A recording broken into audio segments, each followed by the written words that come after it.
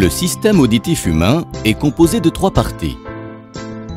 L'oreille externe, l'oreille moyenne et l'oreille interne. Voyons le fonctionnement en détail. Les ondes sonores sont captées par le pavillon de l'oreille externe. Elles sont ensuite amplifiées et transmises à l'oreille moyenne par le conduit auditif externe.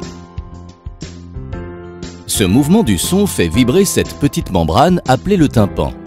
Ces vibrations sont transmises aux osselets situés dans l'oreille moyenne. Les osselets sont les plus petits os du corps humain.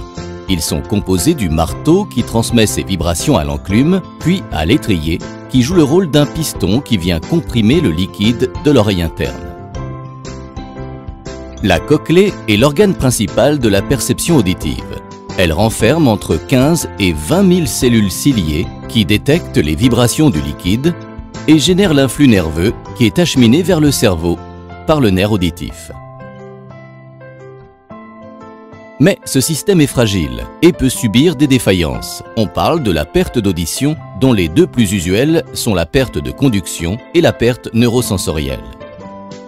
La perte de conduction peut être due à un corps étranger qui obstrue le conduit auditif, par exemple un bouchon de cire, à une perforation du tympan, à un mauvais fonctionnement des osselets, à du liquide ou une infection dans l'oreille moyenne. Ce type de perte peut souvent être réglé par une intervention médicale et ne représente que 10% des cas de perte auditive. Le deuxième type de perte, la perte neurosensorielle, qui représente 90% des cas, est le résultat de la destruction de cellules ciliées de la cochlée. Elle est souvent due au vieillissement, peut être de source génétique, ou alors la conséquence d'une exposition répétée à des sons très forts.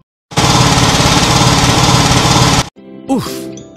Ok, ce type de perte est irréversible. Oui, dommage, mais peut souvent être compensé par des aides auditives.